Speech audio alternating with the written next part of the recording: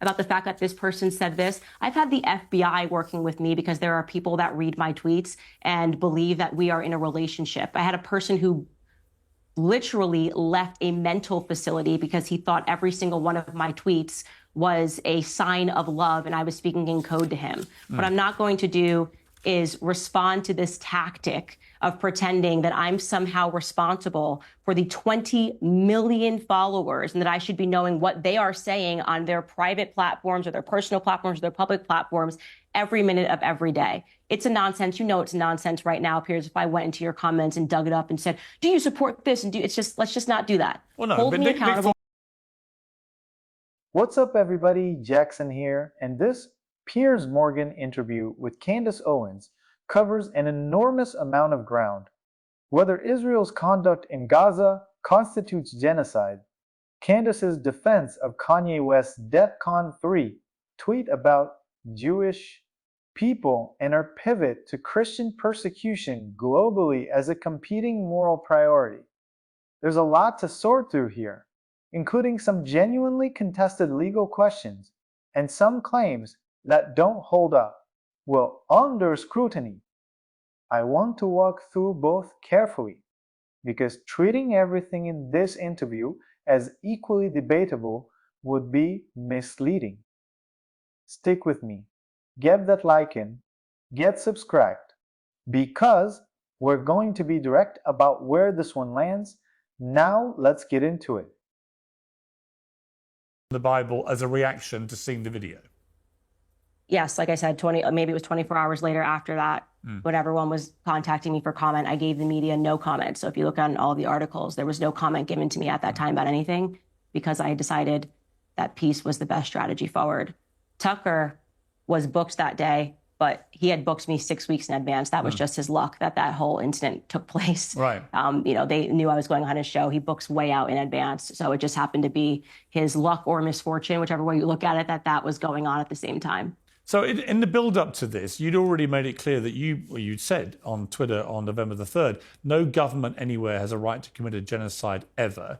There is no justification for a genocide. I can't believe this even needs to be said or is even considered the least bit controversial to state. You didn't say what you were talking about in that tweet, but it was widely assumed to be Gaza and what Israel was doing in Gaza. Is that correct? Were you talking about Israel there?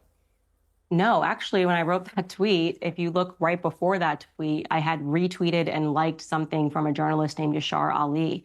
He had shared a clip of a Congressman, Brian Mast, who got up on a platform and said that there's no such thing as an innocent Palestinian life. That is despicable, genocidal language. And I am paraphrasing here, but Yashar Ali said, and he's pro-Israel, by the way, if I'm judging by what he puts online, he said, can we all just admit that this language is unacceptable? And I tweeted that no government in the world, and I was actually commenting on America, genocide is always wrong. And so, by the way, even if I was talking about Israel or I was talking about Palestine, that statement should hold. No, I agree. There is no justification ever in the world for genocide. So I was very surprised to see that tweet go viral and people so angry about it. I was actually overseas at the moment. I was in the UK. And so it seemed very strange to me that people would have a problem with it no matter what side you're on. But in that particular moment, I was talking about Brian Mast, and on my show, my very next show, I clarified that. And do you think, for the record, that what Israel's been doing constitutes genocide? Well, what I've been having trouble is all of the people that are pro-Israel and say it's not a genocide won't tell me what is a genocide. What percentage of a population has to be killed before we can use the word genocide? It's a funny little thing. They won't tell you. They won't tell you what constitutes genocide. So I would like a clear understanding of how many Palestinians have to die before we are allowed to term it a genocide. All of the experts can't agree on what a genocide actually is, but they love to float around the word on virtually every other issue. I had Rabbi Barclay on my show, on one of my last shows when I was on the Daily Wire, and I asked him that question pointedly: what is genocide? Let us know, experts, what percentage of the population of Palestinians has to be killed before we are allowed to say that it's genocide. What I can tell you is I am completely uncomfortable and utterly against the amount of Palestinian innocent lives that have been lost in this conflict, particularly children. And any person who is fearful of stating that the death of innocent children has been utterly unacceptable is a coward. Yeah, I mean, listen, I completely agree, but do you personally think it constitutes genocide, which is the deliberate... What I'm saying to you is Well, I can tell you what I can tell you what the... pursued on my show. Yeah. What is the number? No, I understand. What is the official number? That's it. I mean, somebody tell me, and I'll give you an answer. Well, I don't think there is a Try specific... it. Try it when you have... Well, it's not about a number. Tons of people on both sides of the debate on. Yeah, but it's not... No. What do you mean it's not a number? Here's my answer. And do they give you an answer? Well, no, because here's the point. It's not about specific numbers. It's about an intent. But it has to be. Well, no, it's not. It's about an intent to eradicate. That's not true, Piers, because in America, they say that Native Americans, it was a genocide committed by white men. This is what they say, right? No, but I'm talking about what the definition of a genocide is. But what I'm telling you is that would be incorrect, because the majority of Native Americans died from smallpox. It was accidental. Some 90% of the Native Americans that lived here died from smallpox, and it's considered a genocide. No, I understand. I'm telling you what the definition of genocide is, which is not about a specific number in any circumstance. It's about an intent to target and eradicate a whole people based on their ethnicity. I'm disputing that by telling you that they legally say within America that Native Americans, a genocide was committed against Native Americans. Factually speaking, 90% of them, 90 to 93% of them died from smallpox. So it was actually an epidemic, right? So is the definition shifting? Because it is my understanding from Rabbi Barclay that the definition of anti-Semitism shifts. So maybe the definition of genocide has shifted, but let me read you the exact wording and see whether you think it applies to. Well, let me read you the exact definition of genocide from the Oxford English Dictionary: the deliberate killing of a large number of people from a particular nation or ethnic group with the aim of destroying that nation or group. So by that definition, do you believe that is what's happening to the Palestinian people and it's being perpetrated by Israel? Well, I would say is that Israel has proven in the past that they can be very specific when they want to get somebody out, whether that's a hostage or any other certain military operation. And what I am seeing happening, forgetting the specific language of a genocide, is something that I'm using my platform to speak out against, because at the end of the day, it doesn't matter to me what the media calls me. I've had every headline. I do not believe that they are being careful in what they are doing. I think it has been it seems to me that the destruction of the hospitals and the schools and of the UN buildings. Would you say, Piers, that you believe that's unintentional? I do not believe Israel's waging genocide. I think that... You believe, but I'm asking you, do you believe that the targeting, going room to room in the hospitals is intentional? I'll be clear with you. I can answer the question. I have said repeatedly in the last few weeks and months that I think the proportionality of Israel's response is now unacceptable. And particularly since they decided to go into Rafah, a refugee camp that they set up, to then target Hamas in the middle of a refugee camp where you're bound to kill so many innocent civilians in the process, I think is unacceptable. But I'm just curious, given that you tweeted about genocide and no government ever has a right to do it, whether by your calculation from that definition, what Israel is doing is deliberately killing a large number of people from a particular nation or ethnic group with the aim of destroying that nation or group. Yeah, well, what I can say to you, again, because these definitions shift, I don't think we need to focus on the word, because I'm telling you what I believe. And my belief is that they are not being careful whatsoever. My belief is that there has been too much loss of Palestinian life. But that's different to genocide, though, isn't it? Yeah, but okay, that's fine. We don't need to focus. I don't know why you're asking over this one word. It doesn't matter. Well, because you tweeted about genocide. You told me. I'm only trying to clear up. It's about Brian Mast. So you're harping on this issue. There's a lot more topics that we should talk about. I'm being very clear in how I feel about this issue. The Israeli government is not being careful in how they're dealing with this. I agree with you that the amount of death has been completely unacceptable. When I tweeted that was back in November. So we're talking way more lives that have been lost, and that tweet was about Brian Mast. So I get it. I could have never imagined the amount of dead Palestinian children that I would see on my X feed since then. It's horrific. It's heartbreaking to me as a mother. It's horrific to me that the media seems almost complicit in the dehumanization of Palestinians, and I will not be on that side, because at the end of the day, the hit pieces, the name-calling, the anti-Semitism, the psychopathic language that seems to be coming out of people means nothing. And I want to make sure everybody knows this, right? At the end of the day, you are going to have to account to God. for the things that you allowed, for the things that you were complicit in, and for the things that you did not have enough courage to state. Okay. The amount of death of Palestinian children has been unacceptable, full stop. Okay. Bibi Netanyahu, in my view, should not be given an invitation to Congress. I think it's unacceptable. I agree. Unacceptable. I don't and think to be clear, for whatever the reason, he shouldn't be leader when of it Israel. comes to the topic of Israel, it does seem that journalists are fearful to critique Israel. Well, I'm not now, at why all. is that? Because I would say, Piers, that you too, you seem a little fearful to critique Israel and to want to always seem that you're coming across a little bit understanding of everything they're doing. What is it that makes journalists, corporate journalists, okay, let me respond. fearful of saying, like, hey, you know, Israel has done a ton of things that have been very wrong? Yes, and I have said they're wrong. I think Netanyahu should go. I think half of that cabinet should go, because some of them have definitely been using genocidal language. I think a lot of what Israel's been doing in the last few weeks is completely unacceptable. But ultimately, I also, from the start of this conflict, believe that Israel not only had a right to defend itself after the terror attack on October the 7th, but a fundamental duty to its people. And here's where I'm just curious about your tweeting through this procedure, this whole war, because on October the 7th, you didn't tweet anything.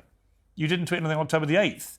And October the 9th, you tweeted, so much world peace ever since we got the orange man out of office. So glad the adults are back in charge. A lot of people say, well, if you care this much about innocent people being killed, why didn't you say anything when 1,200 people were massacred to death in the most brutal, barbaric manner in this awful terror attack by Hamas, and nearly 7,000 more were wounded, some of them catastrophically and irreparably? Why did that not compel you to say anything? Well, first and foremost, Israel's a foreign country, so typically I talk about topics that have to do with America. Secondly, you're only quoting my Twitter feed. I'm also on Facebook. I'm also on Instagram. I also had a daily podcast in which I did respond directly about what happened and called the events horrific. Multiple times, said what Hamas did was absolutely horrific. So you're using a snapshot of my Twitter feed where you're acknowledging that I didn't tweet for days to suggest that I didn't have anything to say about what had happened. Now, to be clear, I am consistent on all matters. I do not want America involved whatsoever in anything that is happening in Israel. I don't want my dollars sent over to Israel. We should not be supporting Israel. Obviously, Thomas Massey has done a lot of work showing how it doesn't even make economic sense that we have so much debt and yet we're sending money over to support Israel. And the biggest issue, by the way, that I have with Israel in talking about them being above reproach is the fact that they are supplying the arms to murder Christians, okay? In Armenia, the oldest Christian country in the world, and yet nobody talks about that. For whatever reason, it seems to be the circumstance that when Jewish people die in Israel, it's wall-to-wall coverage. But when Christians die all over the world, nobody talks about it. Everyone wants to correlate everything to World War II. Everyone wants to talk about Adolf Hitler, and rightfully so, he was a horrific person. But nobody wants to talk about Henryk Yagoda, right? Nobody wants to talk about the Bolsheviks. Nobody wants to talk about the Christian Holocaust. I am tired of the media, exhausted of the media not speaking about what is happening to Christians all around the world. And it is especially horrific while at the exact same time that it is happening, the slaughter of Christians in Armenia, the arms being supplied by Israel, that the media turns the other way and says, oh, okay, but what about what's happening in Israel? So you know what I'm asking for? Actual equality. Okay, because it seems like this is like a special category, the special relationship that we have. I'm a Christian first, okay? And so my concerns are going to be with what's happening to Christians all around the world, because it is us. We are the #1 most persecuted religion in the world. And all Christians watching this need to realize the time is now to start speaking up, because we have been silenced about the things that are happening to us for a very long time. And the media is very clearly not our friend. When there is wall-to-wall coverage of Christians being killed in Armenia, Christians being killed in Nigeria, and the treatment of Christians in America and all across the globe today, then you ask me if I will use my platform and I will use my voice to speak about what's happening in Israel. How about that? Okay. I think that's a perfectly reasonable point to make. The final question I'll ask you on this issue of the Daily Wire centers around the Christ is King, because it had long been a core slogan of people like Nick Fuentes and other for want of a better phrase, white supremacists, white nationalists, whatever you want to call them. The Daily Wire co-founder Jeremy Boring said on X, How is saying Christ is king anti-Semitic? The same way anything becomes anti-Semitic when it's used for the purpose of expressing anti-Semitism. It's like asking, how does a shovel become a murder weapon when it's used to murder someone? This isn't hard. A shovel is not innately a murder weapon. Saying Christ is king is not innately anti-Semitic. It's all about how a thing is used. Saying Christ is king for an evil purpose, like using it as a weapon to express your hatred or disdain for the Jews, is a grave sin. God will not be mocked. Invoking him in vain self-promotion or to troll Jews or to attack your political rivals is to carry forth his name in vain. What would your response be to that? My response would be that I am an unapologetic free market capitalist. I think Jeremy Boring, as the co-CEO of the Daily Wire, went to the market with his idea on Christ is king, and the market has a right to respond. They believe in what he's saying and they think that what he is saying is true and is right, then they will support the Daily Wire and they will support their mission. If they believe that it is wrong, then they will stop supporting the Daily Wire. I can't speak on behalf of Jeremy Boring. You'd have to book him and he can talk more about his belief that Christ is king. It can be used like a shovel to murder people. You know, what I would say for me is I don't agree with that. And so if you find me saying Christ is king to be abhorrent, same thing. You don't have to support me. You don't have to follow me. But let me tell you, I'm going to continue to declare that Jesus Christ is the King of Kings. Nick Fuentes, who is a Holocaust denier, supported you in what he said was your full-fledged war against the Jews. He said, this is the face of a total Jewish defeat. We effing got your back, Candace. They're filth. What would you say to that? I would never, ever, ever describe Jewish people as a whole as filth. I don't know what the context of that is. Is he referring to the Rabbi Barclay interview? But just to be clear, on my record here, I have had wonderful relationships with Jewish people all throughout my life. Before I was at Daily Wire, I was at PragerU. Dennis Prager, Marissa Straight run that company. Marissa Straight is a former IDF soldier. That woman treated me like gold. We never had any issues whatsoever. They were wonderful to me. So I genuinely don't know the context of where or why he said that, but I'm just acknowledging that he said the word filth and that I used the word filth to describe Rabbi Shmuley, who you have had on this show. And I just want to make it clear to everyone watching that Rabbi Shmuley is in fact a piece of filth. Right, but you would not support a full-fledged war against the Jews. No, no. Or any, by the way, I also would not support a full-fledged war against Muslims. I'm not supporting a full-fledged war against Christians. And there are some full-fledged wars being launched against Christians. So do you feel uncomfortable? So a reasonable question is, do you feel uncomfortable about having support from people like Nick Fuentes then? I think it is a absolute nonsense for people. I have on Twitter alone 5.5 million followers. I think it's pointedly ridiculous when people do this and they find. Let's start with the genocide definition exchange, because it's actually the most legally substantive part of the conversation. Piers cited a dictionary definition centered on intent to destroy a national or ethnic group and pressed Candace on whether Israel's conduct meets that standard. Her response, repeatedly asking what percentage of a population has to die before the word applies, sidesteps the actual legal definition, which under international law centers on intent rather than a body count threshold, as Piers correctly pointed out. That said, whether the specific intent element has been established in this particular conflict is a genuinely disputed legal question among serious international law scholars and institutions. Some have applied the term, others dispute that the evidentiary bar has been met. I'll treat that specific legal question as contested, while noting that Candace's just give me a number framing doesn't actually engage with how the term is legally defined. On the Kanye West tweet, I want to be direct. Rather than presenting this as two equally valid readings, a public statement threatening to go DEFCON 3 on Jewish people, referring to an entire group by their ethnicity and religion rather than any specific individual, is unambiguously anti-Semitic on its face, and Piers's characterization of it as indisputable is the accurate one. Candace's defense that private context about specific conflicts with individuals explains the public statement, doesn't actually change what the statement said or how it was reasonably understood by everyone who read it.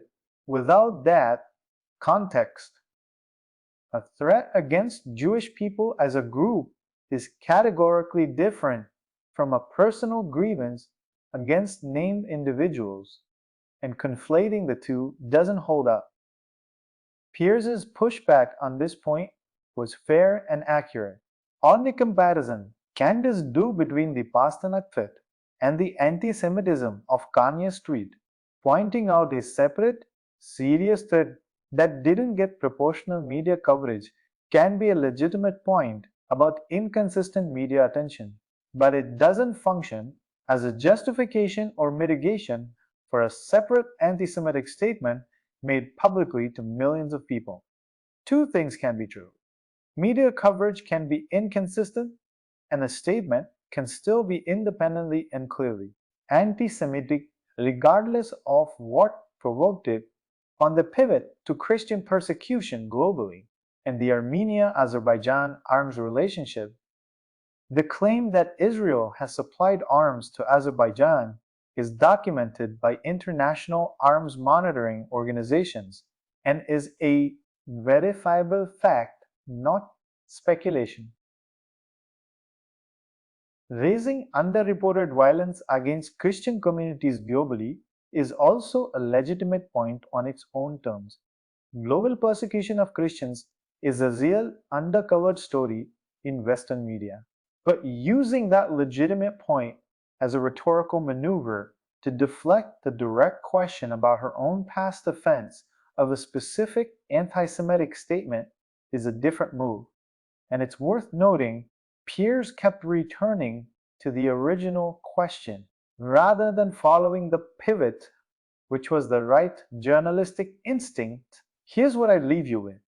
This interview has one genuinely contested legal question: whether genocide is the legally accurate term for what's happening in Gaza were reasonable. Credentialed people disagree, and it has one exchange: the defense of the Kanye tweet, where the evidence doesn't support treating it as a fair two-sides debate. Being able to tell those two things apart matters if you want to engage with this honestly. So tell me, do you think private context can ever justify a public statement that reads as unambiguous to everyone who doesn't have that context? Or does a statement have to be judged primarily by how it was actually received? Let me know in the comments. And if you want more of these breakdowns that don't flatten every disagreement into both sides have a point, get subscribed, because that's exactly what this channel is here for.